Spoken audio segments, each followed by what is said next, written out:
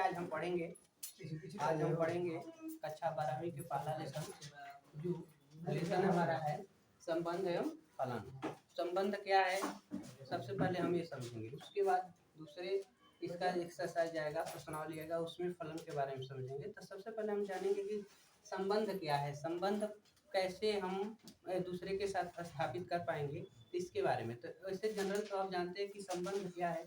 संबंध जनरली भाषा में हम किसी से बात करते हैं, बातचीत करते रहते हैं, तो उस कंडीशन में अगर देखा जाए तो जैसे हम कहते हैं कि पिता और पुत्र, तो यह भी तो एक दूसरे यानी दो पर्सन है जिसमें संबंध को स्थापित किया गया है। उसी प्रकार अगर बात करते हैं भाई बहन तो यहाँ एक है और यहाँ पर एक है, तो इनके बीच संबंध स्थापित किया जा रहा है। तो संबंध को अगर दिखाना है तो सेम मतलब एक जैसा कोई न कोई पद, कोई सेट होना चाहिए आपके पास जिसमें संबंध आप स्थापित कर सकते हैं।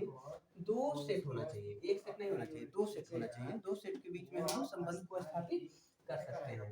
तो आप कक्षा 11वीं में भी पढ़े हैं कि संबंध क्या है और फलन क्या है, तो हम वहां से पहले हम देखेंगे कि संबंध क्या है। संबंध को स्थापित करने के लिए अगर देखा जाए संबंध, तो इसको स्थापित करने के लिए हमको दो सेट की जरूरत होती है। यानी हम कर सकते हैं यदि दो सेट याद कर सकते हैं, समुच्चय सेट कहिए या समुच्चय कहिए, दो समुच्चय या दो सेट ए तथा बी हो तो उनके अवयवों को आपस में गुणा करके संबंध स्थापित किया जाता है। ये जो होना चाहिए संबंध को स्थापित किया जाता है। जैसे मान लीजिए कि हमारे पास एक सेट है, ए में ए बी सी ऐसे कुछ अवयव दिए गए हैं।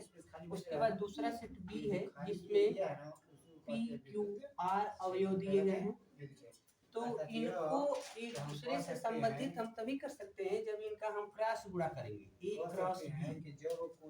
क्रॉस बी करेंगे तो हम यहाँ लिखेंगे ए का अवयव या समुच्चय A B C cross P Q R, ठीक है। तो इनको जब हम गुणा करेंगे तो A B A P A का क्यू से करेंगे ए क्यू ए आर, इसी प्रकार बी का करेंगे तो बी पी बी क्यू और बी आर। सी का करेंगे तो सी पी सी क्यू और सी आर। इस प्रकार सभी का गुणा कर दिया गया। तो यहाँ पर जब गुणा किया तो मतलब ए का संबंध बी से बन गया और ए का क्यू से बना, ए का आर से बना। तो यहाँ पर यह एक संबंध को स्थापित करते हैं। यानी ग्राफ के माध्यम से देखा जाए तो ग्राफ के माध्यम से भी ये रिलेटेड होंगे, लेकिन ग्राफ के माध्यम से हम फलन में पढ़ेंगे, फलन को स्थापित किया जाएगा ग्राफ के माध्यम से। लेकिन आप कह सकते हैं कि अगर एक ही सेट दिया गया हो तब हम कैसे ये स्थापित कर पाएंगे कि यह फलन यह संबंधित है कि नहीं, संबंध बनाते हैं कि नहीं बनाते हैं।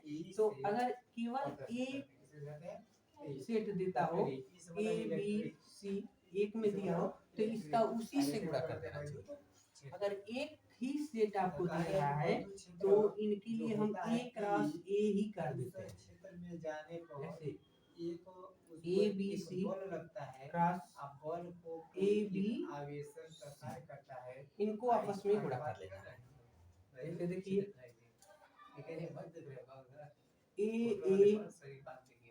ए बी ए सी तो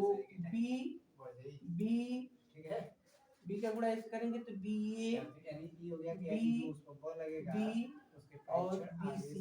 उसके बाद सी ए सी का गुणा करते हैं इनसे, तो सी ए सी बी और सी सी ऐसे गुणा कर लिया गया।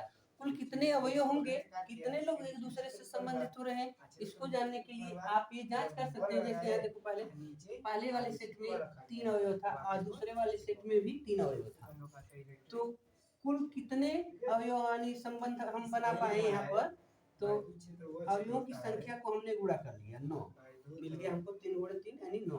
तो यहाँ पर कुल 9 संबंध को स्थापित किया गया।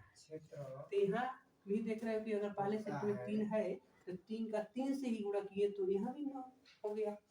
लेकिन अगर इसमें अवयव की संख्या बढ़ गई होती, इनकी अवयव की संख्या कम होती, तो इनको हम स्थापित कैसे करते हैं, कितने संबंध को बना पाते हैं, ये पता करने के लिए इनके अवयवों की संख्या को हम काउंट कर देते हैं और इनके अवयवों की संख्या को काउंट करते हैं और दोनों को आपस में गुणा कर देते हैं। तब हमको पता चलता है कि एक कितने संबंध को बना रहे हैं, एक दूसरे के बीच कैसे संबंध को स्थापित कर रहे हैं, ये हमको जानना यानी पता चल जाता है। उसके बाद चलो ये तो हो गया, एक कक्षा 11वीं में पढ़ लिए थे, तो इसी के आधार पर हम कक्षा 12वीं के प्रश्नों को सॉल्व करेंगे। तो कक्षा 12वीं में आपको पढ़ना है संबंध के प्रकार, संबंध कितने प्रकार के होते हैं ये हम समझेंगे और उनके प्रकार जो है उनके बारे में हम लिखेंगे। तो अब देखिए यहाँ पर नोट कर दिए हमने, जो हमको 12वीं में पढ़ना है, 12वीं क्लास में पढ़ना है कि संबंध क्या है। अभी हमने इसके पहले बताया था कक्षा 11वीं में कि जो संबंध स्थापित करते हैं उसके पहले जो समुच्चय दे रहा था तो उसका हम क्रॉस गुणा करते हैं। तो क्रॉस गुणन क्या होता है उसको हमने आपको बताया। तो संबंध तभी स्थापित कर पाएंगे जब हम क्रॉस गुणा कर ले। तो देखिए यहाँ पर इस चैप्टर में हमको जो दे रहा है संबंध के प्रकार, यहाँ हमने नोट किया संबंधों के प्रकार। तो संबंध जो होते हैं 2 प्रकार के होते हैं, एक रिक्त संबंध होता है एम्प्टी रिलेशन और एक यूनिवर्सल रिलेशन होता है, सार्वत्रिक संबंध होता है। तो नाम से ही आपको पता चल रहा है कि एम्प्टी मतलब रिक्त, मतलब जो संबंध ही न हो, 2 लोग हैं बट उनके बीच में कोई संबंध ना हो। जैसे ये तो सही बात है कि जैसे 2 लोग हैं तो कोई जरूरी नहीं है कि वो दोनों एक दूसरे को पहचानते हो, जानते हो, ऐसा कुछ नहीं हो सकता है। ऐसा भी हो सकता है वो जानते हो, या ये भी हो सकता है एक दूसरे के से वो अपरिचित हो, ठीक है। तो ये जब अपरिचित होंगे उनके बीच में कोई रिलेशन नहीं रहेगा तो रिक्त संबंध कहलाएगा। और रिलेशन हो लेकिन वो अटूट हो, वो टूटने वाला न हो, उसको बदला न जा सकता हो, तो उसे यूनिवर्सल यानी सार्वत्रिक संबंध कहते हैं, ठीक है। तो पहले हम पढ़ेंगे रिक्त संबंध के बारे में। तो फर्स्ट कंडीशन में देखेंगे जो हमारा रिक्त संबंध है वो है क्या। तो मान लो, माना 2 सेट ए तथा बी है, ए तथा बी है और संबंध को दिखाने वाला सेट सी है। ए भी 2 सेट हो गए और जिनके बीच हम संबंध को स्थापित करेंगे तो उनको हम किससे निरूपित करेंगे, दिखाएंगे। तो सी से, सी में हम ढूंढेंगे क्या इनका संबंध बन रहा है कि नहीं बन रहा है। तो देखो उनके अवयव की बात करें अगर, तो ए बी सी अगर कोई हम अवयव ले लेते हैं और बी में कोई नंबर ले लेते हैं जैसे कि 1 2 3 और संबंध को दिखाना है तो आप यहाँ पर ऐसे कर सकते हैं A1, क्योंकि संबंध तो हम 2 लोगों के बीच में स्थापित करेंगे, 2 लोगों में दिखाएंगे, इसलिए हम पेयर के रूप में लेते हैं इनको। या एक्सिस की बात करते हैं तो एक्स एक्स और वाई एक्स पर जो नंबर नोट किए जाते हैं उनको हम यहाँ पर दिखाएंगे क्रमित युग के रूप में। तो यहाँ A1 या A2 या D1 ऐसे इसमें नंबर हैं। तो हमने तो बताया था कि अगर 2 सेट हो तो उनको क्रॉस गुणा करना चाहिए।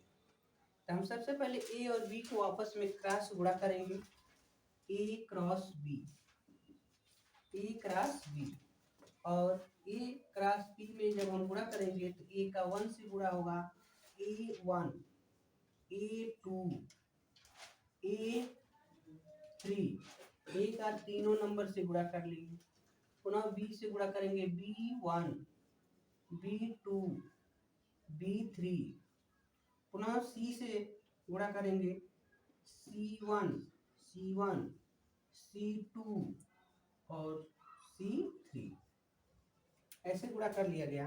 तो जब क्रॉस गुणा हो जाए, जब हम क्रॉस गुणा कर लें तब उनमें जो अवयव मिले हैं हमको, तो इनका हम तुलना जो तीसरा यानी सी दिया है इसको आप आर से भी डिनोट कर सकते हैं। चलो आर लिख देते हैं, यानी रिलेशन को स्थापित कर रहा है, आर लिख देते हैं, ठीक है। जो संबंध को दिखाने वाला सेट है वो आर है। तो आर में इतने नंबर हैं, तो ए क्रॉस बी जो हम निकाल लिए, या और भी दूसरा नाम करके कोई सेट दिया गया है, उनको अगर आप क्रॉस गुणा करते हैं तो उनमें जितने नंबर आए हों तो उनका तुलना आप आर से करिए। अगर इनके अवयव आर के अवयव से मैच करते हैं तब तो आप कहेंगे कि यह रिलेशन को स्थापित करता है। अगर इनके क्रॉस गुणा में के जो नंबर हैं आर में मैच नहीं करते हैं तो आप कहेंगे कि ये संबंध को स्थापित नहीं करते हैं। तो आप देख सकते हैं कि आर में जो है, जो हमारा सेट आर है A1, तो ए क्रॉस बी में भी मिल रहा है A1, A2 तो इसमें भी मिल रहा है A2, B1 तो यहाँ भी मिल रहा है B1। इसका मतलब जब ए क्रॉस बी हमने निकाला तो इनके सभी अवयव हमारे रिलेशन वाले अवयवों से मैच कर रहे हैं। तो आप कह सकते हैं कि यह एक ए और बी में संबंध है। ए और बी रिक्त संबंध नहीं, ए और बी में रिक्त संबंध नहीं है, यानी ये संबंधित हैं। अगर इनका अवयव इनसे नहीं मैच करता तो आप ही कहते हैं कि यह एम्प्टी रिलेशन यानी रिक्त संबंध रखते हैं। अतः आप यहाँ कह सकते हैं, अतः ए तथा बी में रिक्त संबंध नहीं है, रिक्त संबंध नहीं है, नहीं है मतलब संबंध है, यहाँ पर ये बात हो जाती है। इसी प्रकार अब हम देखेंगे सार्वत्रिक, दूसरा है सार्वत्रिक संबंध, ठीक है। सार्वत्रिक संबंध, इसमें क्या हो रहा है, तो इसमें हम देखेंगे सार्वत्रिक संबंध। सार्वत्रिक संबंध क्या है, तो अगर हम सार्वत्रिक संबंध को अगर यहाँ पर दिखाने की कोशिश करें तो इसी में आप देख सकते हैं। क्वेश्चन नंबर हम इरेज करते हैं या चलिए नोट करते हैं। अगर हमारे पास यदि दो सेट ए तथा बी है, ए तथा बी है, ठीक है। जैसे यहाँ पर ए में ए बी सी नंबर लिया गया था, यहाँ पर लिखते हैं ए जो हमारा सेट है ए बी केवल है, और बी में दूसरे सेट में 1 2 3 ऐसे नंबर दे दिए गए हैं, और इनका जो रिलेशन को जो बता रहा है आर, इनमें जो नंबर है A1 A2 या B1 ऐसे नंबर दिए गए हैं। तो जब हम ए क्रॉस बी करते हैं, ए क्रॉस बी निकालते हैं, तो देखो ए बी है, ए बी दूसरे में है 1 2 3। जब इनका हम गुणा कर देंगे क्रॉस के माध्यम से तो हमको मिल गया A1 A2 A3, बी का जब हम गुणा करेंगे इनके साथ तो B1 B2 B3। अब इसमें कोई नंबर नहीं है जिसका गुणा बाकी मतलब दूसरे सेट के अवयवों से करा जाए, लेकिन इसमें देखो इनमें जितने अवयव दिए गए हैं, मतलब ए क्रॉस बी में जो अवयव हमको प्राप्त हुआ वो सब के सब अवयव जो हैं आर से रिलेटेड है कि नहीं है, आर में संबंधित है कि नहीं है। अगर इनके प्रत्येक अवयव सब के सब आर में जाकर मैच कर जाते हैं, मिल जाते हैं, तब तो हम कहेंगे कि सार्वत्रिक रिलेशन को रखता है, संबंध को रखता है। और एक भी अवयव इसका इसमें छूट जाता है तो कहेंगे कि सार्वत्रिक संबंध नहीं रखते हैं। तो आप यहाँ पर देख सकते हैं, यह इनसे मैच करता है, यह इनसे मिलते हैं, यह इनसे मिलते हैं, लेकिन यह तीनों जो हैं इनमें मिल नहीं रहा है। तो इस प्रकार हम कह सकते हैं कि A क्रॉस B का सभी अवयव R में R से संबंधित नहीं है, इसलिए यह सार्वत्रिक संबंध नहीं है। ठीक है, यहाँ पर ये सार्वत्रिक संबंध नहीं है। अगर इनके प्रत्येक अवयव इनसे मैच कर लेते हैं, मिल जाते हैं, तो कहते हैं कि सार्वत्रिक संबंध है। और मैच नहीं कर रहे हैं तो हम कहेंगे सार्वत्रिक संबंध नहीं है। जैसे अब इसी के माध्यम से हम एक एग्जाम्पल देखेंगे। एग्जाम्पल हम देखते हैं, जैसे कि अभी एम्पटी जो रिलेशन हमारा है और सार्वत्रिक जो संबंध हमारा यूनिवर्सल रिलेशन को स्थापित करता है, उनके बारे में एग्जाम्पल हम देखेंगे। जैसे कि हमारा एक सेट दिया गया है, एक ही सेट दिया गया है और इसमें एक जो रिलेशन को आर जो संबंधित कर रहा है, जिससे हम देख कर ये पता कर पाएंगे कि ये रिलेशन को बना रहा है कि नहीं बना रहा है, उनके लिए यहाँ पर दिया गया y = x+1, y = x+1 और कह रहा है कि y एलिमेंट है a का। यानी अगर a में जो नंबर दिए गए हैं, a में 1 2 3 4 ऐसे नंबर दिया गया है, तो y बता रहा है कि x+1 है, जहाँ पर y एलिमेंट a, y भी a का अवयव है। तो सबसे पहले हम यहाँ पर ये देखना चाहेंगे कि अगर r हम नोट करना चाहते हैं, r में क्या क्या रह सकता है, हो सकता है, तो आप यहाँ पर देखिए, यहाँ पर आप कर सकते हैं कि x की वैल्यू 1 2 3 4 ऐसे 4 नंबर ले लिया गया। अब y का मान अगर नोट करना है तो देखो यहाँ पर दिया है x+1। अगर हम x के स्थान पर इसमें से 1 नोट करते हैं, यहाँ पर 1 + 1 = 2 हो जाएगा। तो एक बन गए 1 2 1 2, x की वैल्यू 1 लिखे तो y का मान 2 मिल गया। अगर x की वैल्यू हम ऐसे करते हैं कि x = 2 रखने पर, तो y के मान देखो, तो यही पर रखना है, 2 + 1 = 3, तो यहाँ हो जाएगा 2 3। अगर x की वैल्यू हम 3 रख देते हैं, x की वैल्यू 3 रखते हैं, तो y की वैल्यू 3 + 1 = 4, तो यहाँ हो गया 3 4। x की वैल्यू 4 रख देते हैं तो y की वैल्यू क्या मिल जाएगा, यहाँ 4 रखेंगे, 1 ऐड करेंगे तो 5 हो जाएगा, तो 4 5। ऐसे हमको r का मान मिल जाता है, जिसमें हम ढूंढेंगे कि रिलेशन को बना रहे हैं कि नहीं बना रहे हैं। ठीक है, अब देखो, तो ये तो r की बात हो गई, लेकिन हमने बताया था कि जब एक ही सेट दिया जाए, एक ही सेट आपके पास हो, तो उनमें हम क्या करते हैं, उसी को आपस में गुणा कर देते हैं। तो यहाँ पर a दिया है तो a क्रॉस a कर दीजिए बिना किसी से पूछे। तो a क्रॉस a करेंगे तो 1 2 3 4 और क्रॉस करते हैं 1 2 3 4। तो जैसे हम गुणा करेंगे तो देखो क्या मिलता है, 1 1 1 का सभी से गुणा करेगा, 1 का पहला नंबर इनकी सभी नंबरों से गुणा कर देगा, 1 2 1 3 और 1 4। अब दो सबसे गुणा करेगा, तो 2 2 1 2 2 2 3 2 4। 3 का सबसे गुणा करिए तो 3 1 3 2 3 3 और 3 4। और 4 का सबसे गुणा कर देंगे तो हमको मिल जाएगा 4 1 4 2 4 3 और 4 4। ऐसे हम गुणा कर लिए। अभी हमने आपको बताया कि जो रिलेशन को स्थापित करने के लिए r की वैल्यू तो दी गई होती है क्रमिक तो युग्मों के रूप में, जो तो जब हम एक राशि या एक राशि b जो हम क्रॉस गुणा निकालते हैं तो उनके अवयव अगर उन आर वाले अवयवों से मैच करते हैं तो कहते हैं कि रिक्त संबंध को नहीं स्थापित करता है।